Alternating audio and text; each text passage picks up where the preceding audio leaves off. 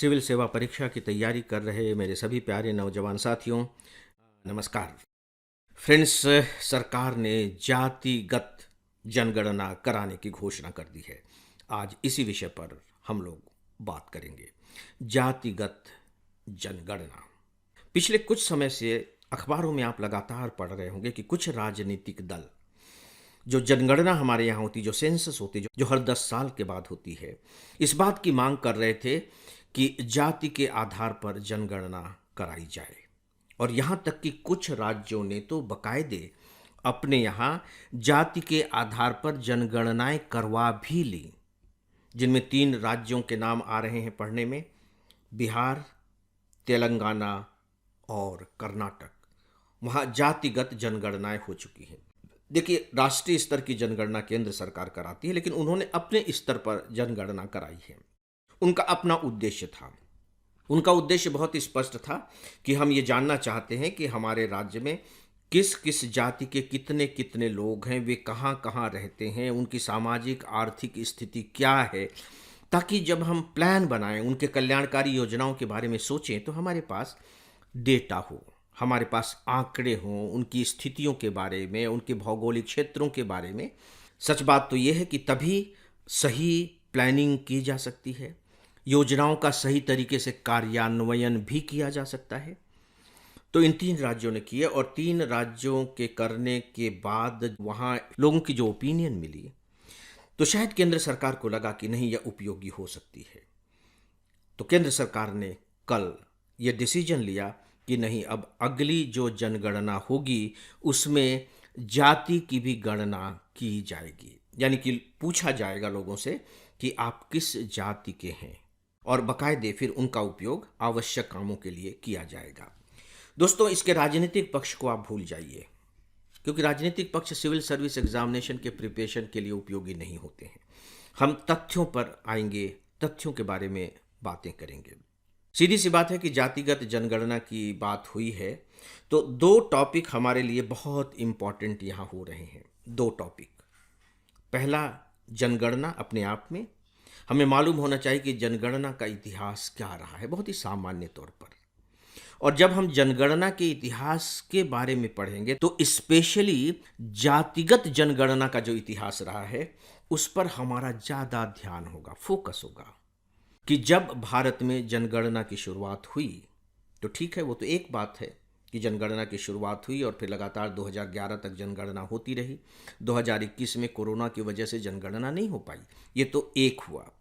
दूसरा ये है कि जातिगत जनगणना का क्या इतिहास है, नंबर 1। दूसरा है जाति, भारतीय समाज में जाति की स्थिति, जातियों की उत्पत्ति कैसे हुई, उनका विकास कैसे हुआ, और फिर समाज पर जाति का क्या प्रभाव पड़ा। मुझे लगता है कि ये सोशियोलॉजी का हिस्सा है, और मेंस की दृष्टि से यह एक इम्पॉर्टेंट टॉपिक हो गया है, और ख़ासकर इस साल जो मेंस के एग्ज़ाम होने हैं उस दृष्टि से। तो दोस्तों, यहाँ हम जाति का जो इतिहास है, जाति की संरचना कैसे हुई, उसका समाज पर क्या इम्पैक्ट हुआ, उस पर बात करने नहीं जा रहे हैं। हम अपनी बात को केवल जनगणना तक सीमित रखेंगे। फ्रेंड्स, आपके लिए एक उपयोगी सूचना, हमारा फुल ऑनलाइन कोर्स है, जिससे ऑप्शनल सब्जेक्ट को छोड़कर हम प्री, मेंस और इंटरव्यू तक की पूरी तैयारी कराते हैं। इसके सभी 1000 घंटे के लेक्चर्स वेल एडिटेड और एनिमेटेड हैं। इसके जो 90% लेक्चर हैं मैंने तैयार किए हैं, और मैं स्पेशली बताना चाहूँगा कि हमने इसमें पढ़ाया नहीं है, बल्कि समझाया है। आपको इसकी पूरी जानकारी हमारे मोबाइल ऐप और हमारी वेबसाइट पर मिल जाएगी। फ्रेंड्स, जो हमारे यहाँ जनगणना का जो इतिहास है, आप जानते हैं 1881 से इसकी शुरुआत हो गई है। पहली बार 1881 में जनगणना हुई। आपको मालूम है कि 1858 में भारत सीधे क्राउन के नियंत्रण में आ गया था, ब्रिटिश संसद के नियंत्रण में आ गया था। इसके बाद 1881 में पहली बार जनगणना हुई, और इसके बाद से हर 10 वर्ष में जनगणना होने लगी। देखिए, अंग्रेजों का अपना एक सिस्टम होता था, वो बहुत ही वैज्ञानिक और सिस्टमैटिक तरीके से काम करने में विश्वास करते थे और भारतीय समाज को देखने के बाद उन्हें समझ में ये बात आ गई थी कि यहाँ जातियों को समझना बहुत ज़रूरी है। ये बात अलग है कि फिर बाद में उन्होंने अपने इस जनगणना का इस्तेमाल, जाति की जानकारी का इस्तेमाल अपनी सत्ता को मजबूत बनाने के लिए किया, वो एक अलग मुद्दा है। लेकिन उन्हें लगा कि नहीं नहीं, भारत में ठीक है जनगणना तो होनी ही चाहिए, लेकिन साथ ही साथ जाति की भी गणना होनी चाहिए। तो ये सब होता रहा और 1931 तक जाति पर आधारित जनगणना हुई। लेकिन जब 1941 में जनगणना हुई तो जाति के आंकड़े तो जुटाए गए। देखिए, अंडरलाइन कर रहा हूं मैं, ऐसा नहीं कि जाति की गणना नहीं हुई है, लेकिन उनको सार्वजनिक नहीं किया गया। अब आप इसे फ्रीडम मूवमेंट से जोड़ करके देखिए कि 1940 तक पहुंचते पहुंचते भारतीय समाज की स्थिति क्या हो गई थी। धर्म के आधार पर बिल्कुल दो धड़े प्रोमिनेंट रूप से दिखाई देने लगे थे, हिंदू और मुसलमान। तो समाज कहीं न कहीं दरकने लगा था। उस समय अंग्रेजों ने यह महसूस किया कि अगर जाति के आंकड़े सार्वजनिक कर दिए गए तो समाज पर इसका बहुत ही निगेटिव इम्पैक्ट पड़ेगा। दूसरी बात, आपको यहाँ यह भी गौर करना चाहिए कि 1937 में भारतीयों के द्वारा राज्यों में सरकार का निर्माण कर लिया गया था, अपने मंत्रिमंडल बना लिए गए थे। यानी कि इस दौर तक पहुँचते पहुँचते जो हमारे नेता थे उनका भी इम्पैक्ट कहीं न कहीं ब्रिटिश नीतियों पर पड़ने लगा था। सही तौर पर पढ़ने में ये बात नहीं आई है कि हमारे नेताओं ने इसके लिए उन्हें कितना बाध्य किया, दबाव डाला कि आप जातिगत आंकड़े सार्वजनिक नहीं करेंगे, लेकिन आंकड़े सार्वजनिक नहीं किए गए। 1947 में देश आज़ाद हो गया। 51 में फिर पहली जनगणना हुई, देश के आज़ाद होने के बाद की पहली जनगणना। तो इसके बाद जो जनगणनाएं हुई हैं उनमें जाति की गणना नहीं हुई है, लेकिन हम आगे जा करके उसे थोड़ा सा करेक्ट करेंगे। आपने ध्यान दिया होगा कि हमेशा सरकार अनुसूचित जाति और जनजाति के आंकड़े देती है। इसका मतलब है कि अनुसूचित जाति और जनजाति के आंकड़े जुटाए गए, यानी कि जनगणना में अनुसूचित जाति और जनजाति की गणना भी हुई। दोस्तों, इसके बाद फिर क्या हुआ? आपको ध्यान रखना होगा कि 1991 में राज्यों को ये परमिशन दी गई कि आप बकायदे अपने यहाँ ओबीसी की सूची तैयार करने के लिए जनगणना में इसे शामिल कर लें। 1991 आपको मालूम है कि जब ओबीसी के आरक्षण को लेकर के आंदोलन चला और जब उनके लिए आरक्षण की व्यवस्था की गई तो स्वाभाविक था कि आपके पास कुछ डेटा तो होने चाहिए। तो राज्यों को यह कहा गया कि आप अपनी अपनी ओबीसी की सूची बनाइए और इसके लिए बाकायदे आप सर्वे कराइए, लेकिन राष्ट्रीय स्तर पर इस तरह की कोई सूची तैयार नहीं हुई थी।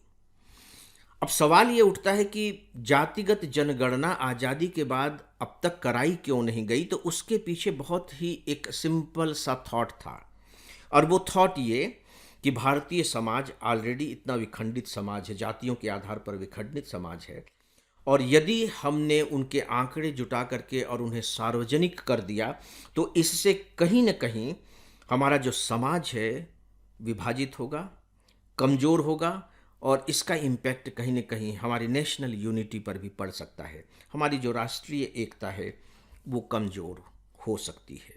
तो ठीक है, 1991 में फिर राज्यों ने अपने सर्वे किए, ओबीसी की सूची तैयार की। फिर जो एक बहुत महत्वपूर्ण बात है, 2011 में जो यूपीए की सरकार थी, जिसे मोटे तौर पर आप कह सकते हैं कांग्रेस की सरकार थी, उसने सामाजिक, आर्थिक और जातीय जनगणना कराई। सामाजिक आर्थिक का मतलब है कि लोगों की क्या क्या आर्थिक स्थिति है, उनका सामाजिक स्टेटस किस तरीके का है, और साथ ही साथ जातीय जनगणना भी हुई, लेकिन जातियों के आंकड़े सार्वजनिक नहीं किए गए। आंकड़े सार्वजनिक नहीं किए गए।